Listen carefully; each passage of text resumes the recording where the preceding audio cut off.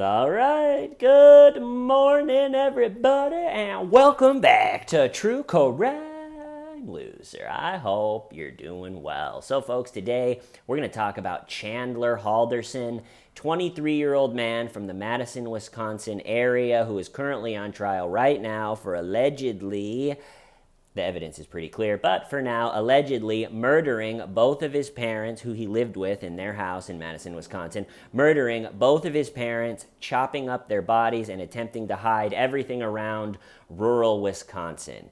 It doesn't look like he came anywhere close to getting away with any of it. Looks like everything he hid was found, and anything he tried to cover up was pretty much immediately uncovered. The whole trial so far, and will be in its entirety on Law and Crime's YouTube channel, has everybody fascinated. I think the reason everybody's glued to this one isn't because the anticipation if he's going to be found guilty or innocent. The what the hell moment with this one is the story that emerges of why Chandler killed his parents and chopped them up is because his dad found out, and I think called out Chandler that he had been lying about going to college. He had everybody in his life, his parents, his girlfriend, his girlfriend's parents, the friends in the community. It's not a big community. Everyone was under the impression that Chandler Halderson was going to college, was on his way to being an engineer, unrolling blueprint paper. Yes, I agree with all of this. Looks like a great blueprint. But he wasn't. And his dad, we'll talk about how his dad finally found out after just being lied to and given the runaround and given fake emails for years. His dad finally finds out, calls out Chandler. Chandler kills them both. And then the homicide investigation uncovers that Chandler wasn't only lying about going to college. His entire life, every part of it is completely made up. Just, he pulls it out of his butt. And we are going to go through his entire fake life, starting with the college lie. And it's interesting, as you can see with the order of the lies, what his thought process was. And a lot of it that blows me away is he was willing to accept a giant life-changing lie into his life that only keeps the whole thing going for another couple days or a couple weeks. And the whole thing is just totally fascinating. So grab a cup of coffee, sever your connection with reality, because we are entering the completely made-up world of Chandler Halderson. Woo! Okay, so I'm sure that Chandler Halderson has been a lying, full of crap human for a long, long time. And I would guess that the lies, as he got older, everything gets more serious. And so I would guess that throughout his childhood, he always lied this much, and there were warning signs that maybe something like this was coming. My wife is a kindergarten teacher, and she got into this one a little bit, and she thinks there's no way he didn't show some sort of signs growing up. But the big one lie that seemed like it was the first domino that really kicked the whole thing off was the college. And apparently he signed up for college and went not very long at all, and then completely quit going. It hasn't come out, or I haven't seen who was paying for that college, whether he was taking out loans and just not using the loans for college. If his parents were paying for the college, somehow the way I'm thinking about it is he would have had to have convinced them that they have to just give him the money, and then he'll go and pay his tuition, which with this one, there'll be a lot of things like that where the parents were just too trusting. If you know the Grant Amato story, you're going to start having a lot of flashbacks. But same as with that one, it's like that was way too trusting. Again, way too trusting. So not sure how he was paying for his fake college, but everybody in his life thought he was on his way to getting his engineering degree. And probably a good point to talk about. So if Chandler's doing all this lying and all these things that take up all of his time, what is he doing when everybody thinks he's studying? Or we'll talk about this one, being on call as the lead rescue diver for the local law enforcement. He's all these things that he just completely made up. So what was he doing? And the answer is nothing.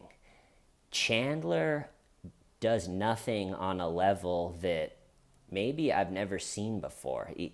There's definitely a video game addiction in there, but as more of the story unfolds, I don't know if it's malignant laziness plus a horrible video game addiction. I was getting vibes of maybe another addiction.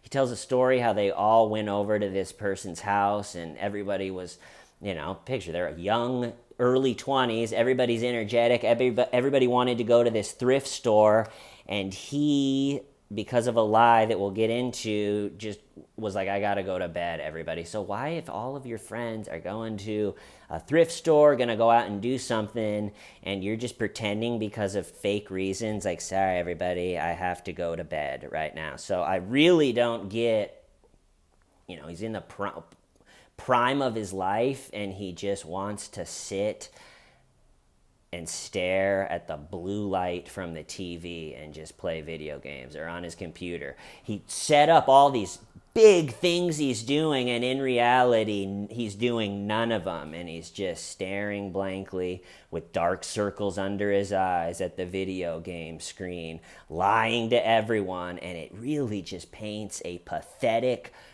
horrific picture of Chandler Halderson. The thing about the college lie, too, unlike any of the other lies that come after this, the college lie buys him a couple years of that life. Because college, especially if his parents thought, all right, he's getting his engineering degree, he's going to be a broke college kid now, but there's light at the end of the tunnel, it's going to pay off, so let's support him a little bit financially, or probably got a lot of studying to do, so if he doesn't maybe want to get a job right now, that's okay, he can live with us, right? If they thought he was on his way to getting his engineering degree, they probably would have let him not have a job and all of this stuff and given him you're a broke college kid, you're working hard, that's okay if you're, And so that lie of everybody thinks I'm going to college. Yeah, oh God, I'm up to here in homework, everybody. Just give me some time alone in my room. So that one really let him settle into that life of not much to do. He's 23. He's got a 21-year-old girlfriend, so he gets to hang out with his girlfriend. He's living at home, no rent. Everybody's treating him like, you're on the right track, buddy. Good for you. You really are on the right track. And he's sitting there going, everything's a lie. I just have to do nothing and play video games. So the life of hanging out with his girl, her and her family think he's on his way to being an engineer, very impressive. He's living with the parents. That goes on for a number of years. But as you can imagine, as a degree in engineering progresses, things need to come along with it. And you can tell that the person in Chandler's life that pushed back the most on all of these lies, just like Gran Amato, was the father.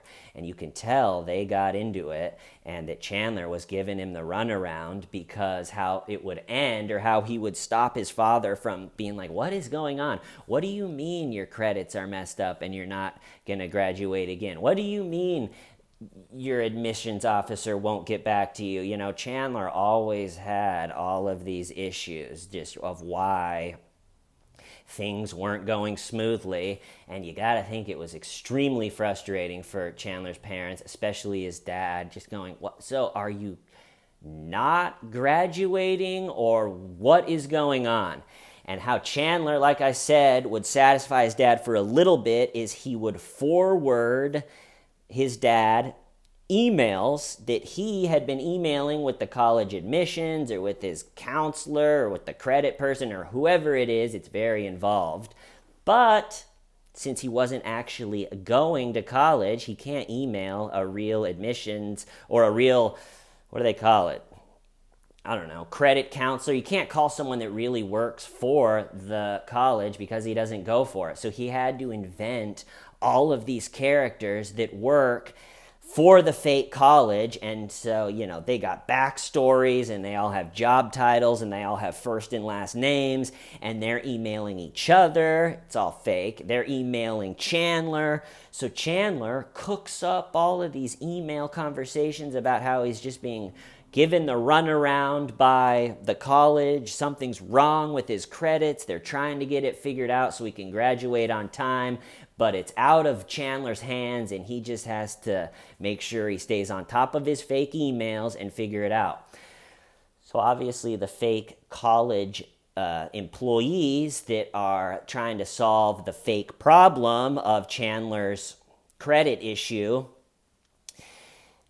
they don't have like .edu email accounts for the college, right? These are just email accounts that Chandler creates, and then he creates the person. And so the fact that his dad was just a hair, behind in tech where he didn't notice, he would forward these emails to his dad, like, look, Dad, I'm getting the runaround my credits. It's not my fault. And then his dad would look at these fake emails and the few clues that there's no way this really comes from someone that works at the college, he just didn't quite get.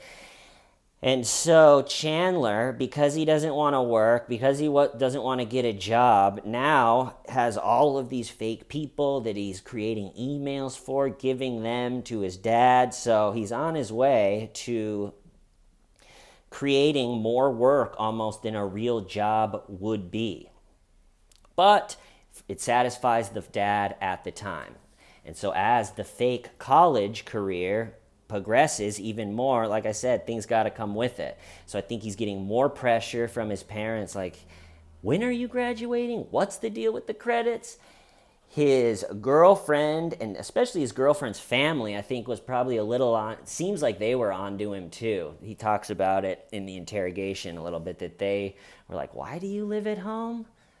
What? Do you want to, maybe you should move out. So something needed to happen, and so as the fake college career keeps going, he gets a really impressive fake internship. And so you got to think, the parents, who maybe Chandler's parents, Bart and Krista, maybe if they were a little suspicious, what is going on with the whole college thing? It just seems weird. Doesn't it seem weird to you? Doesn't these emails seem weird to you? And then all of a sudden, he comes home with big news. I got this internship. It's going to turn into a good job. I'm going to be working with solar panels. He had a whiteboard in his room, like a teacher would have. And he had drawings and numbers and math problems, and anybody, his girlfriend or his parents that would want to listen, he would explain to them that he's working on a project where they're going to do solar panels on a building, and he's going to make sure the reflection from the sun doesn't reflect off the solar panels and blind drivers on the road. And he's got a whiteboard, and he's working on math problems. And the whole thing is just nonsense, just for a look. And soon as the person goes, wow, that's really cool, Chandler, the whole whiteboard and everything, that sounds really cool. I'm glad that you're, found something you're passionate with. And then they leave the room, and then just back to the dull blue light of video games. Just, it's unbelievable. So I'm sure that pushed everything off for a little bit. Hey, look. He's got an internship. It really is coming along. Good for Chandler. Well, like I said, the internship has to progress. It's not, the lies aren't like the first college lie where it's like, all right, a few years are going to go by without anyone. As the college ends, all these lies, like I said at the beginning, only maybe push the thing off for a few days, a couple weeks, really nothing in the grand scheme of things. So he's got this internship. he's an engineer. He's on his way. Everybody's happy for him. Well, he needs the next thing that everybody will be happy about to keep the whole thing going. And that is that the internship turned into a great job. Everybody, I did so well on the internship. They hired me. Look at me. I'm Chandler Halderson. Before we get into the issues that arises from the fake job, another thing that he had told everybody is that he is a scuba diver. I think even the lead scuba diver or rescue diver for a branch of the local law enforcement. So, I mean, that really shows you how he was trying to present himself. Imagine his girlfriend telling her friends, like, yeah, like my boyfriend, Chandler, he's the head scuba diver at the whatever. Everyone's like, wow, that's pretty badass. Yeah, he's going to be an engineer. He's got his internship. He's got blueprint paper. He's got this big whiteboard with numbers written on it in his room. Like, he's really coming into his own. Everyone's like, wow, look at that. Well, good for Chandler. And really, Chandler's just in front of the light, like a moth. Yeah. So a really impressive internship has turned into a really impressive job. And the thing about an impressive job is they pay you. It's very concrete. They pay you money. And I think Chandler's dad, Bart, was very excited for Chandler to be paid real money, because I'm sure they were doing a lot to support him through his fake engineering degree. The problem is the fake job only paid fake money. So Chandler was stuck going, all right, I live at home. They see how I live. How am I going to explain not being paid real money for my fake job? And what he did was, and this gets into the, like, how long do you think this is going to work, Chandler? He gave his dad the runaround that payroll was just screwed up. First, they thought he was hourly. They were paying him hourly, but they should have been paying him salary. So they got to get that figured out before he gets his first payment. That was, I think, the first. And his dad's probably like, oh, okay, well, that'll get fixed up, and then he'll start getting paid. Well, then the next issue was he did direct deposit, and they screwed up the account information. So, sorry, Dad. It's not my fault. They screwed up the direct deposit account information. Don't worry. All of the money that I've earned is coming soon. So his dad is like, okay. And then after that, I'm sure, I don't know if a day or a week, but then I'm sure his dad was like, you have to contact them, Chandler. You deserve to get paid. You're working every day and they've never even paid you. You got to figure this out. And so then the last one I think about the fake job from the fake internship is he said, now, since it's been so long, they owe me so much money that they're doing an investigation to make sure that big number that they owe me is right. So that's going to take a while. And so you could feel, I mean, imagine what his dad thought. It's going, what is going on? It would be a strange... You're staring at Chandler, and he's going, all of these things are just screwing me over. Well, I think probably pretty quick that job wasn't getting the congratulations that it was for a while. It's hard to keep arguing with the fake payroll. And again, the same as with the college admissions people. He was doing fake emails, new characters, everybody. And he's doing fake meetings. This is all during COVID. He killed them about 6 months ago, or I guess a little bit more. The beginning of July 2021. And I just don't think, something had to keep the whole thing going, and he really just went for it. And so during this fake job that he's not going to get paid for, just the payroll got way too screwed up. Now, and maybe his thought was like, I need to get out of here. who knows what he was thinking, but he went big and told everybody that he looks like, after a bunch of successful interviews, that he was going to be hired by SpaceX, Elon Musk's company, SpaceX, down in Florida. And imagine everybody's reaction. He's about ready to graduate with an engineering degree, and he already is being hired by Elon Musk for SpaceX. So now he's presenting himself as the rescue scuba diver. Come with me, everybody. And an engineer unrolling blueprint paper. Yes, this project will be long, but I can handle it. And now an employee at Elon Musk's SpaceX to the stars.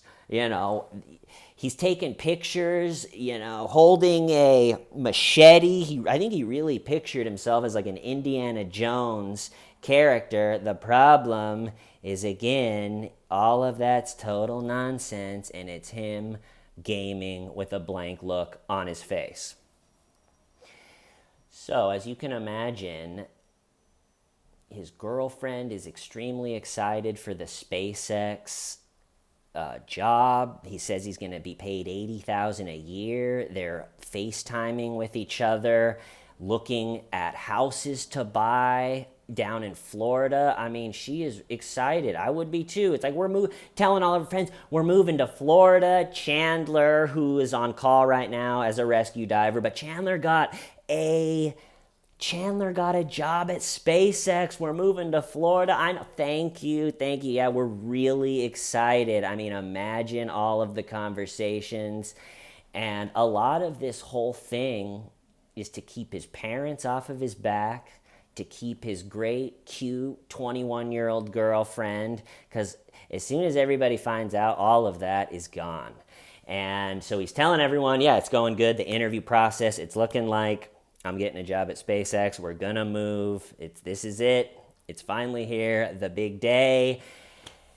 And as the big move to Florida looms, how am I going to deal with that? As the big move looms, he starts building himself out, and they just come off as so pathetic. Like he's texting his girl, like, will you still love me if it doesn't work out with SpaceX? And she's like, yeah, babe, I'm not dating you for money. And she's so supportive and just really is a great girl. And the text that he's always setting up the next failure, and, well, babe, sorry, I gotta play more video games. And it's interesting for me to think about, did he ever plan to move to Florida? Maybe for an instant he thought, I'll get out of here. That's what also the prosecuting attorney thought. Maybe he thought, I'll do a big move to Florida and just kind of reset everything.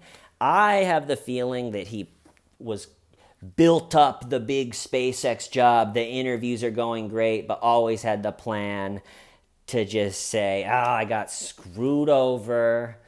He has a text with his girlfriend during this time where he goes, I'm just waiting for the next thing to fuck me over. Just as if everything is just totally against me. I made up a completely fake life on every level. There's no reason any of it would go good, but that being said, I am just getting totally screwed over by everything.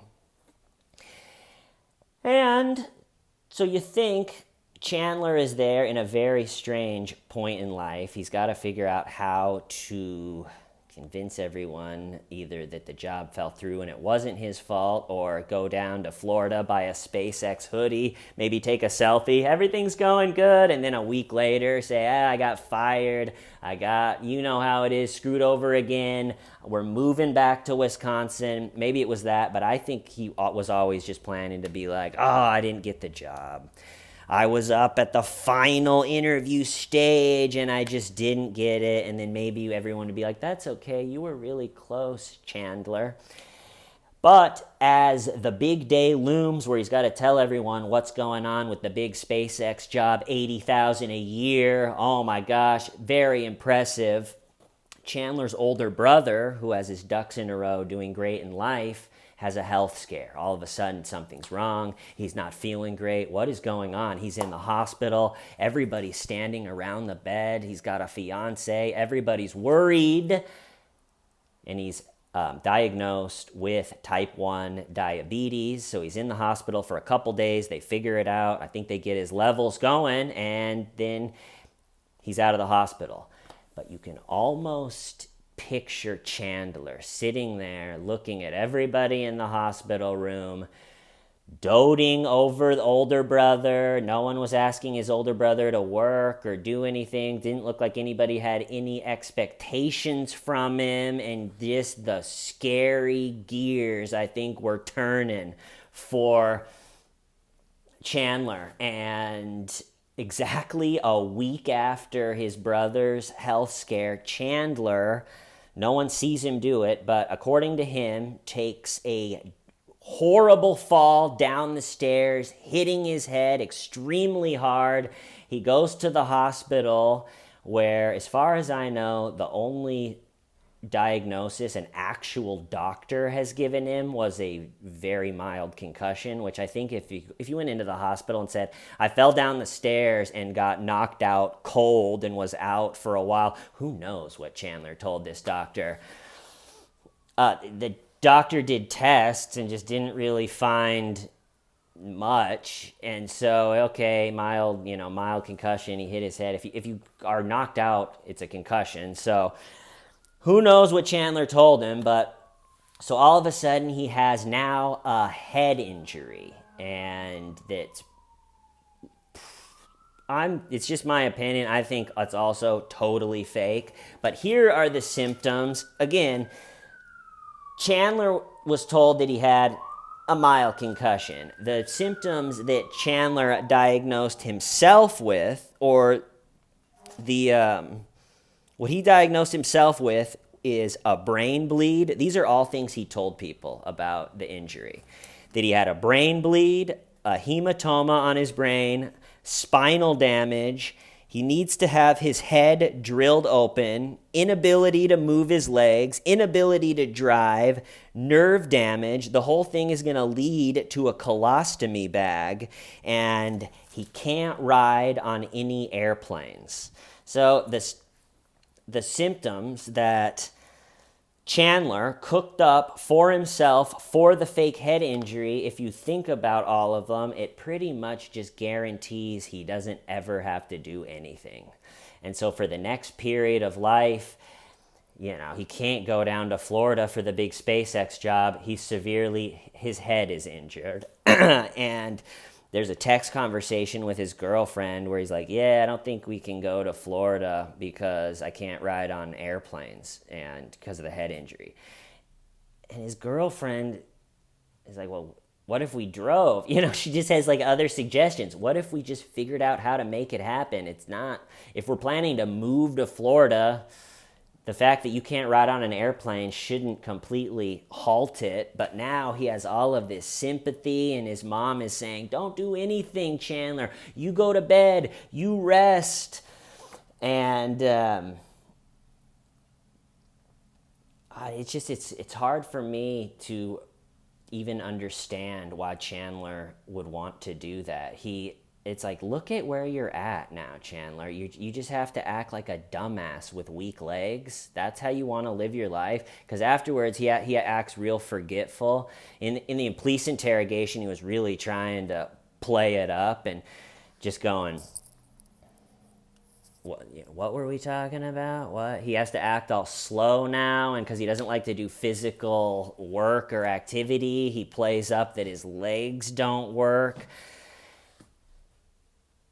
And I picture his 21-year-old girlfriend. Nothing seems to come to fruition with this guy. Now he's kind of an idiot with weak legs, and like they go to his girlfriend's parents have a really beautiful, big property, natural, amazing property, and you can really go on some nice long walks on it, and they go over there for the 4th of July.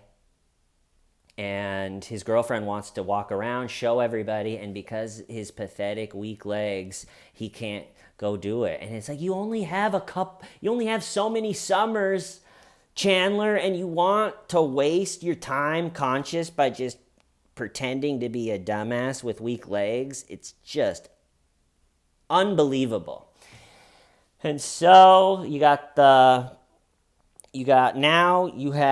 the fake college degree, which led into the fake internship, which led into the fake job, which led into the fake payroll problems, which led to the big job at SpaceX, which led to a debilitating head injury. And the last straw on the camel's back is, after years of been giving the runaround about the college, one day Bart Halderson, Chandler's dad, decided he was going to call the college, pretend to be Chandler, and really figure out once and for all what's going on. He had printed out all the emails that Chandler had forwarded him so he would have something to back up his claims of, my son is not being treated correctly, okay? We need to figure out why he is not graduating. And he called with that intensity. He was ready to figure it out. And a low-level college worker answers the phone. Apparently this call is recorded. I hope that it comes out in the trial. I don't think it has yet. If it has, please link the video in the description of this video. But apparently this call is recorded. Apparently his dad has an attitude of like, what's going on? But it slowly, as he's talking to the person that works for the college, obviously the person is going, what? I don't know. Who is that? And then it comes out as Chandler's dad, with all these people that he has the emails for, is going, well, we've been talking to this person and that person said this. And eventually the person that works for the college goes, none of those people work for the college.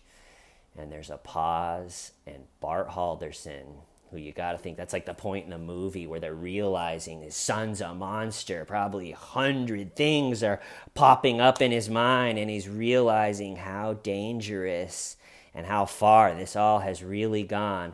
And he says something to the effect of, and it's the last thing that Bart Halderson is recorded saying. After a pause, he says something like, that'll be it then. And the prosecutor who was doing the opening statement, who's heard the recording, says he just sounded like almost defeated. Like, all right, well, that'll be it then. And that day is the day that Chandler allegedly killed both of them. So you think that, the day that he was found out, he shot and killed both of them and started a truly unbelievable week-long attempt to clean everything up and hide everything. This one got a little long. I'm going to do another video about that chunk, all of his behavior once he did it. And like I said, it happened very early in July, I think July 1st, and then July 4th, that's a big holiday weekend, and that timing was actually good for him because he did it July 1st, and because July 4th is such a big weekend to do something, he was able to tell anyone that was maybe concerned, oh yeah, they went up to our cabin. They have a country house a couple hours away. So we have a cabin 2 hours away. The story he said was pretty unbelievable. He said they took a bunch of cash and with some couple that they don't normally hang out with and headed. At one of the stories, too, I heard that he was going with, they took a bunch of cash, some silver bars, that's believable. Hey, we just met a new couple, going to take all the precious metal and cash out into the woods with them. Wish us luck. But he was telling everybody, yeah, they went up to the cabin for 4th of July, which bought him a week where he was able to try to mount a cleanup job and to hide the body and to cover everything up. And that chunk of behavior is also fascinating, but pretty wild. Like I said, the trial is it's in its entirety on YouTube, so check it out. I was really glued and thought it was fascinating to listen to a lot of the people that were in his life. His girlfriend testified, totally fascinating. His brother, all of that. But now it's kind of moved into the medical experts who are testifying that how he cut his dad's leg off. It, by the marks of how the skin is broken, it was a saw blade, and that stuff gets a little bit like, damn. So check it out. It's fascinating. I'll see you soon. We're going to do a video on his attempt to clean everything up and hide it. See you next time. Why? Stive and why.